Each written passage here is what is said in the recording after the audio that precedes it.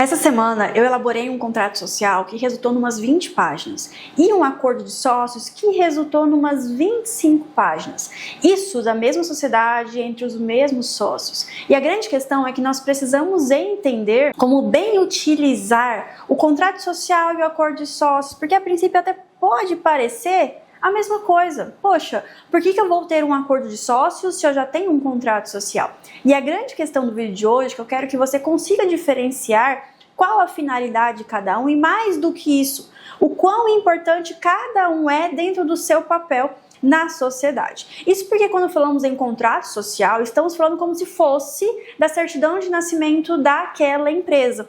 E o contrato social, via de regra, tem dentro da legislação quais são suas cláusulas obrigatórias para que então seja levado para a junta comercial. E aí veja, basicamente o contrato social vai trazer o nome da empresa, o objeto da empresa, os sócios, quantas cotas cada sócio tem, eventuais responsabilidades, administração, questões mais básicas e essenciais para a gestão e a abertura dessa empresa. Só que veja só, nada impede que nós coloquemos nesse contrato social cláusulas que vão além daquelas padrões previstas na legislação e até disponibilizadas já como modelo padrão da junta comercial. Isso porque não há uma vedação para que a gente traga a esse contrato social cláusulas, digamos, estratégicas de como se dará essa administração mais no dia a dia, decisões importantes, como se dará a reunião de sócios, voto de Minerva,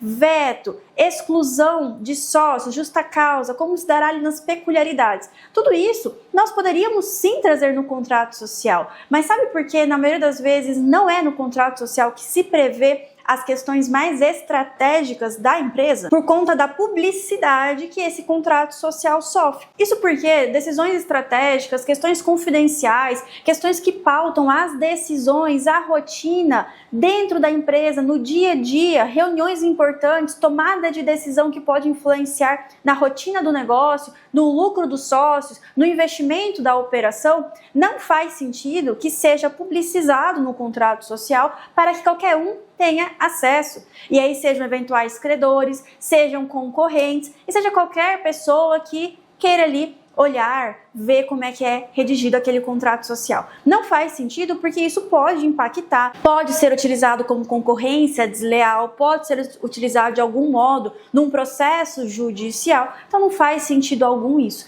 Por isso surge o acordo de sócios. E o acordo de sócios ele é um instrumento particular. Nada impede que você leve para a junta comercial, nada impede que você também faça essa publicação.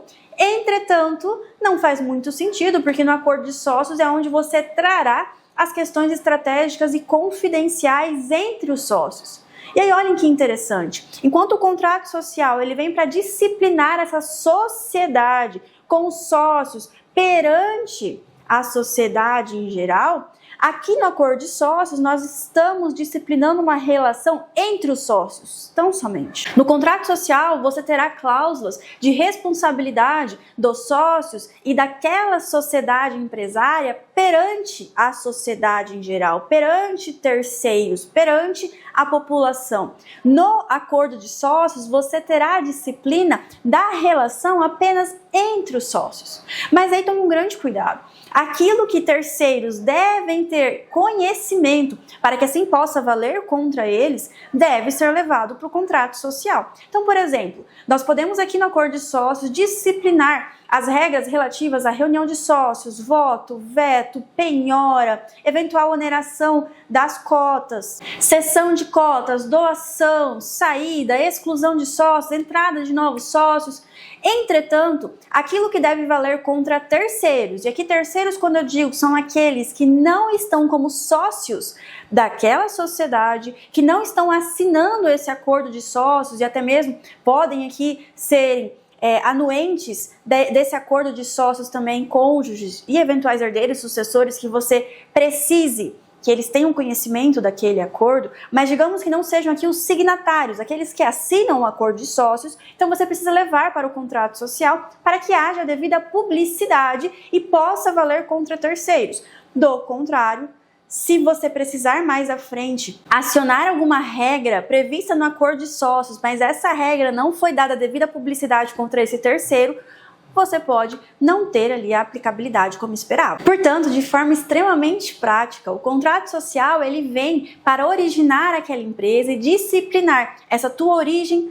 E aí, por exemplo, o capital social é justamente um capital onde nós iremos trazer a quantidade ou valor daquele patrimônio para o início e manutenção daquela empresa. E aí você disciplina essas regras para que justamente você possa estabelecer como aquela empresa irá ser mantida e gerida a médio e longo prazo. Enquanto isso, o acordo de sócios será aquele instrumento que ditará as regras do jogo entre os sócios, e a sociedade também assinará esse acordo como anuente. Até porque quando falamos em sociedade empresária, ela se difere dos seus sócios. Por isso que aqui precisamos tratar também como figuras distintas e todos eles assinam esse acordo de sócios. Porque lembrem-se, se eu quero que uma regra valha contra terceiros, eu preciso que esse terceiro ou assine esse acordo como anuente, como dando conhecimento de alguma das obrigações, ou então trazer ao contrato social aquela disposição para publicidade. Mas não precisa você trazer todas as cláusulas estratégicas daquele acordo de sócios. Afinal, o acordo de sócios existe justamente para que haja essa questão mais privada das regras do jogo. Aqui no contrato social, quando precisamos dar certa publicidade, nós iremos trazer trechos. Nós iremos trazer tão somente aquilo que é fundamental de conhecimento. E aí nada impede que nós tragamos nesse contrato social a forma básica dessas regras para que tomem conhecimento que, olha, existe essa limitação, existe essa restrição, existe essa determinada regra para essa questão. E os demais detalhes, questões mais estratégicas e confidenciais, estarão no acordo de sócios. Mas sempre precisará colocar na balança o que eu preciso dar publicidade, como saber, tem que ser exatamente aquela regra que você precisa que valha contra terceiros. Questão de oneração, penhora de cotas, por exemplo, é importante que seja aqui inserida no contrato social e não só no acordo de sócios, porque eventuais credores precisam ter esse conhecimento. Da mesma forma, regras de sucessão, regras relativas à administração na sua forma mais geral e básica, até para que quando esse administrador ele for assinar contratos, ele possa aqui trazer o contrato social e falar, eu tenho esse poder, eu tenho esse poder, eu posso fazer isso, eu posso fazer aquilo, ou eu preciso de uma assinatura conjunta do meu sócio, de outros sócios para determinado instrumento. Do contrário, você acaba ficando com as mãos atadas e até mesmo tendo que apresentar um instrumento, o acordo de sócios, que é algo muito mais completo, muito mais confidencial e não é qualquer um que pode ter esse acesso.